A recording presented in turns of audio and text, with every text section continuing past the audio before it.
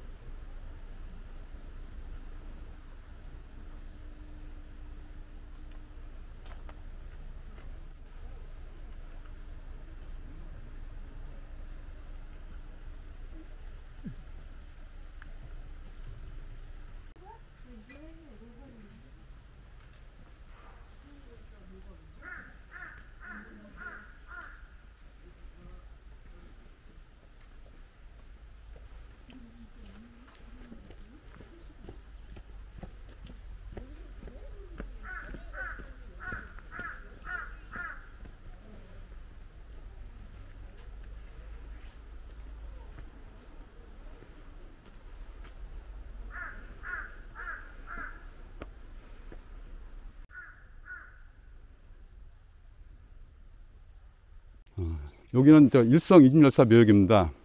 그 이준열사는 다 아시다시피 1907년도에 그 대한제국의 특사로서 고종황제 명을 받고 그 우리가 아시는 이상설 선생님하고 이상설 선생님 맡은 단장으로 그 다음에 이준열사와 이희종 열사가 세 분이 이제 만국 평화회의가 열리는 네덜란드 헤이그로 가셨다가 우리가 지금 알고 있는 거는 대다수는 이준 열사가 그 자결을 했다고 알고 계시는데 자결을 한 게 아니고 원통해가지고 분해에 못 이겨가지고 돌아가신 겁니다. 정확한 사인은.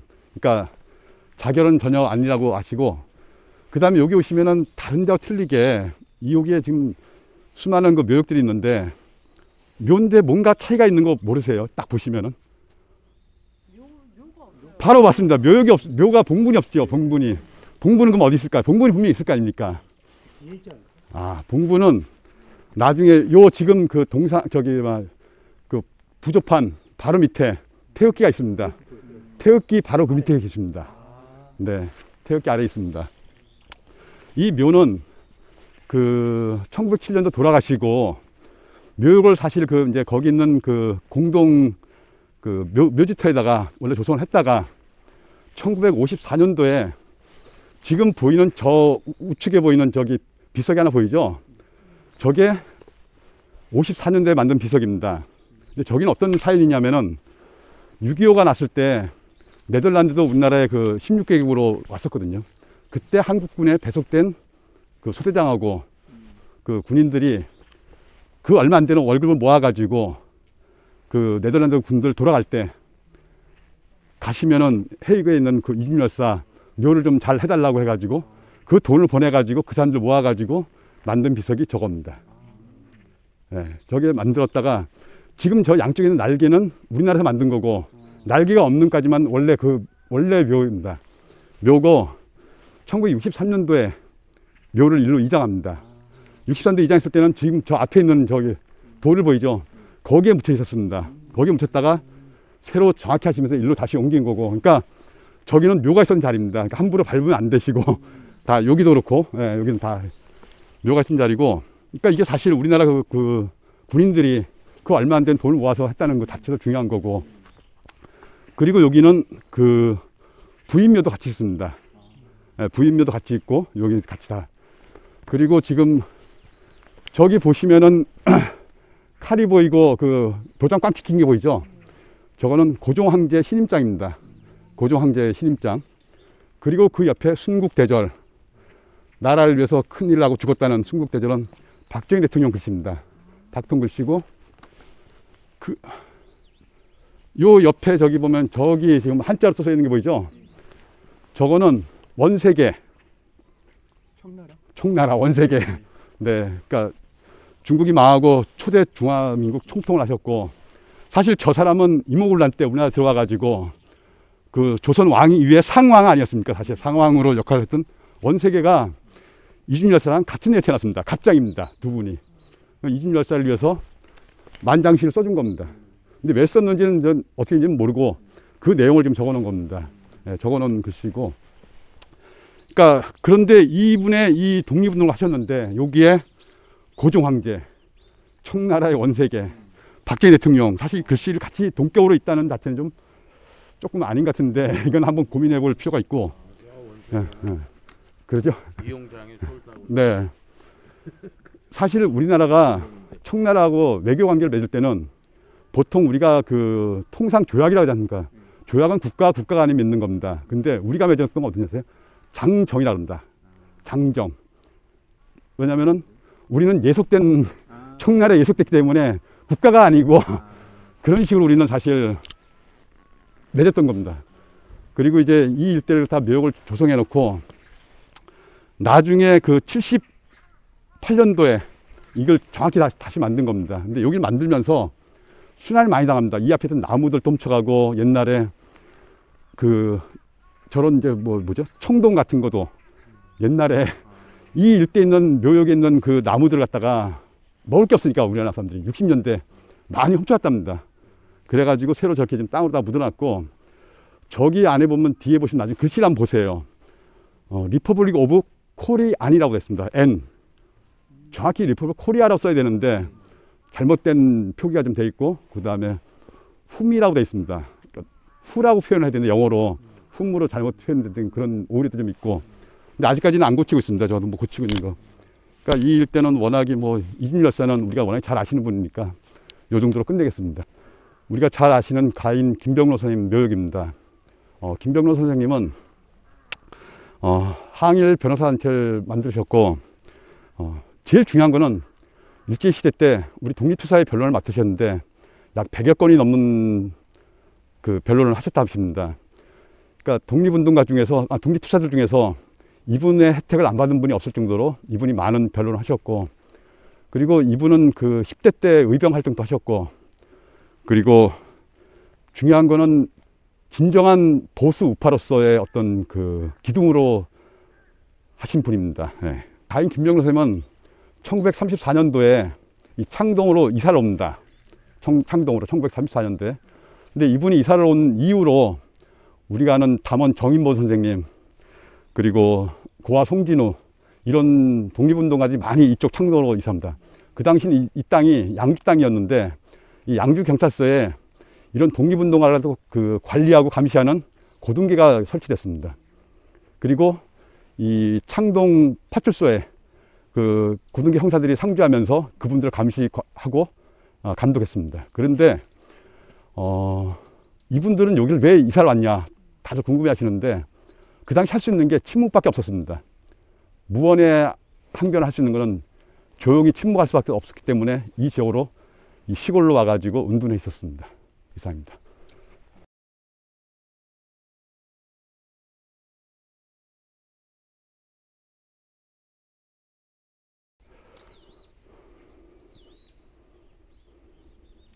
자, 이곳은 광복군 합동묘소입니다. 지금은 봉부는 다 없어졌고, 봉부는 그 대전 현충원으로 옮겨왔습니다. 원래 처음에는 19분이 모셔져 있다가 두 분은, 한 분은 현충원, 한 분은 저기 대전 현충원으로 옮겨지고, 나중에 나머지 있던 17분들도 지금 대전현충원으로 다 이장했습니다. 이장하고 지금 그 전에 남아있던 그냥 기념물하고 비석만 이렇게 남아있습니다. 근데 제가 생각에는 제가 전 세계 어디를 다녀봐도 보통 우리가 가면은 무명용사의 묘가 제일 먼저 가는 곳인데 사실 우리나라는 그게 제대로 지금 안 돼 있습니다. 제 개인적으로는 광화문에 사실 무명용사의 탑을 세워가지고 어떤 기념을 해야 되지 않을까 저는 생각합니다. 왜냐하면 유명한 분들이야 다들 이렇게 헌양을 해주는데 사실 이렇게 이름 없이 돌아가신 분들은 우리가 헌양을 제대로 못 해주는데 어느 나라든 간에 각 나라 대통령이나 오시면 제일 먼저 하는 곳이 무명용사탑 참배하는 겁니다. 그러니까 우리나라도 그런 데 좀 신경을 썼으면 좋겠습니다. 감사합니다.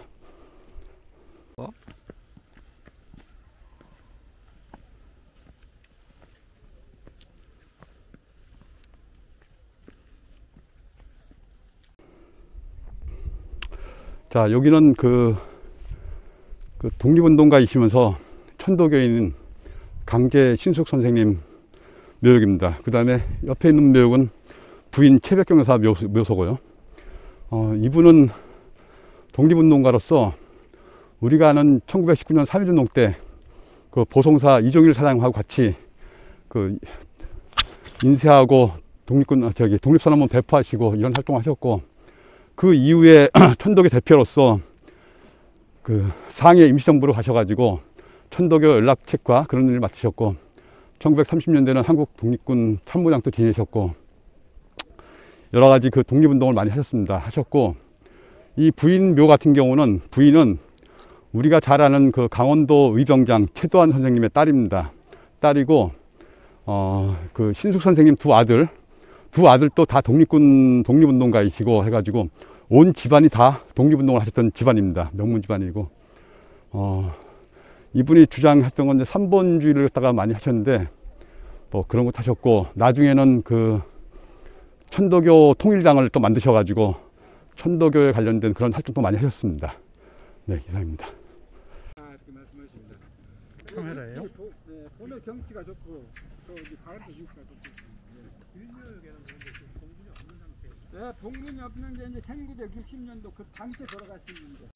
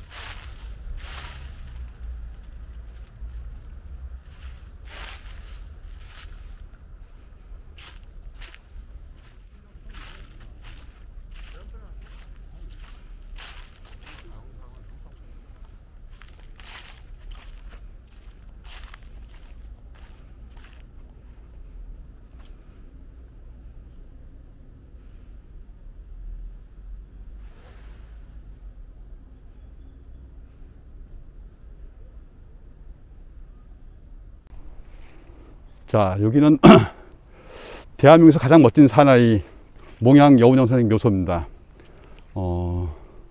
가인 김병로 선생님이 그런 말씀하셨습니다. 자기가 그 당신이 한 100여 명 정도 이상을 갖다가 독립운동가 변론을 하셨는데 그 중에 최고의 인물을 꼽으라면은 몽양 여운형 선생님을 뽑아볼 정도로 몽양 여운형 선생님은 대한민국의 열혈 남아였습니다.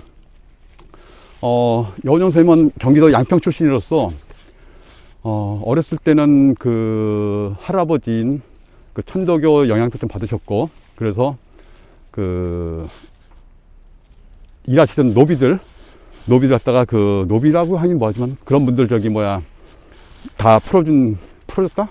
이거 좀 말이 좀 그런 일도 있었고 여러 가지 그런 활동도 하셨습니다. 우리가 잘 아는 여운형 선생님은 그 신한 청년단을 만드셔가지고 상해, 만주, 북경, 조선 계속 뭐 어느 곳도 없이 일본까지도 러시아까지도 거의 다니시면서 그 독립운동을 하셨고, 우리가 아시는 여운형 선생님다가 사회주의, 뭐 공산주의 이렇게 하시는데 그건 좀 더 다시 한번 생각을 해봐야 된다고 저는 생각하고 있습니다.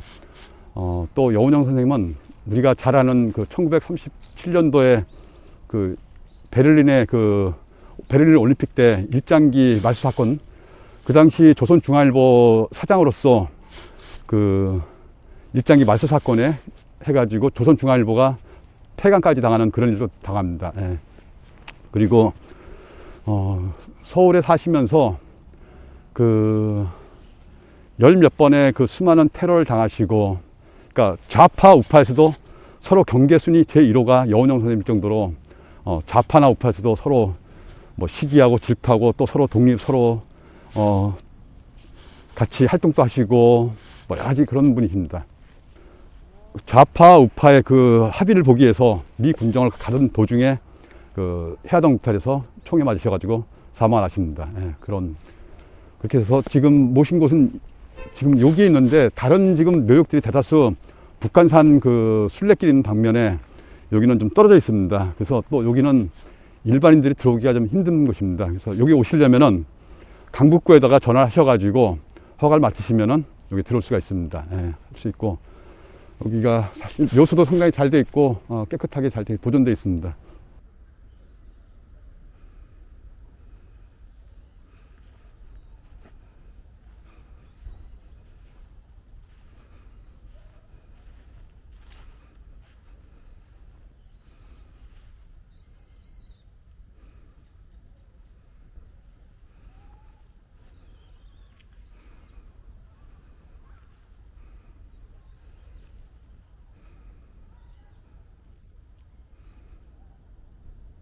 자, 여기는 의암 손병희 선생님 묘소입니다. 의암 성사님은 3.1 독립운동을 총지휘하시고 기획하시고 모든 활동을 끝내시고 투옥되셨다가 병보소로 풀려나오셔가지고 1922년 5월 19일 날 그 동대문에 있는 상춘지에서 환원하셨습니다. 환원하시고 6월 5일 날 여기 이렇게 안장하셨습니다. 북한산에. 그리고 요 밑으로 저기 그 의암성사의 첫 번째 분이신 곽씨 사모님하고 주옥경 사모님 묘소가 있고, 아우인 그 손병 선생님 네 분 묘소가 있습니다. 그리고 장모님 묘소도 여기 있습니다. 네. 59년 10월 3일 날 이걸 처음으로 건립하고 난 이후에 정부의 산부 요인과 각계각층의 모든 지도자들이 모여서 학생, 시민, 일반인들 다들 한 2,000명이 오셔가지고 의암성사 그 가운데 지금 저 좌측에 보이는 저 비석 제막식을 거행했습니다. 1945년 10월 20일 날 미국에서 귀국한 이승만 박사는 여기 왔다가 결론은 그 묘소 위치를 찾지 못하고 다시 돌아왔다고 합니다. 1945년 11월 28일 날 김구 주석과 그 부인 안미생 여사 그리고 임정 요인들이 다 같이 오셔가지고 여기서 저기 참배를 하시고, 그리고 그 당시 그 선전부장인 엄왕섭 씨가 저 밑에 있는 보안과 강선루에서 모든 기자들을 모아놓고 그 기자회견을 하였는데 그때 감정이 북받쳐가지고 눈물을 흘렸다고 합니다. 이 송묘를 마치고 난 이후에 김구 선생님 일행들은 마무리는 안창호 의사 묘소로 향했습니다. 그 이후에 56년 3월 1일 날 그 당시 그 45년도에 해방된 이후에 찾지 못했던 그 이승문 박사는 다시 와가지고 56년 3월 1일 날 여기 와서 참배를 하셨다고 합니다. 예. 그리고 지금 여기서 바라보는 그 묘소의 위치는 너무나 아름답습니다. 아름답고, 그리고 우리의 민족의 위대한 지도자이신 손병희 선생님께서 여기 잠들어 있는 계신 곳입니다. 자, 여기는 그 우이동 봉안각 건물입니다. 지금 보이는 저기 봉안각 건물이 한 채가 남아 있는데, 원래는 여기에 총 13채의 건물이 있었다고 합니다.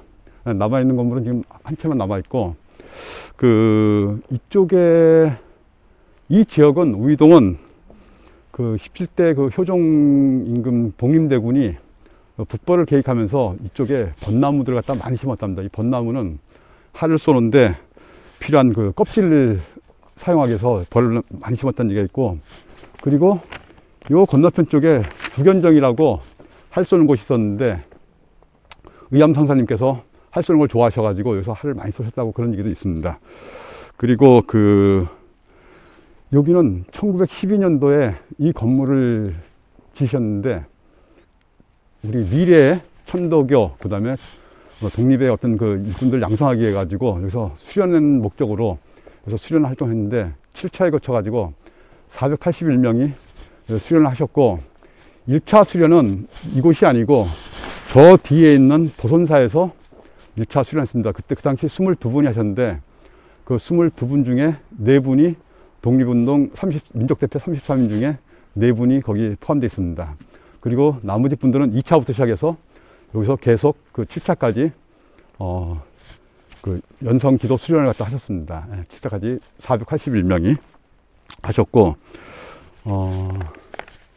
여기서 그 했던 이 모든 이런 지도자들이 1919년 김현 그 독립만세 운동 때 그 각 지역으로 돌아가셔가지고 독립선언서 배포라든지 인쇄문 갖다가 배포하고, 그 다음에 독립운동에 가장 앞장서가지고 활동하시는 분들이 다 여기서 양성했던 분들이 독립운동의 지도자로서 활동을 하셨습니다. 그리고 마지막으로 의암성사님이 하신 말씀을 갖다가 우리가 만세를 부른다고 당장 독립이 되는 것은 아니요, 그러나 결의의 가슴에 독립정신을 일깨워 주어야 하기 때문에 이번 기회에 꼭 만세를 불러야 하겠소 라는 이런 말씀을 하셨는데, 이 말씀은 여러 군데 상당히 많이 있습니다. 그러니까 꼭 우리가 독립의 의지를 갖다가 밝히기 위해서 여기서 이 자리에서 하셨다는 그런 중요한 장소입니다. 이 자리는 독립운동과 3.1운동의 산실입니다. 꼭 기억해 주시면 감사하겠습니다. 감사합니다.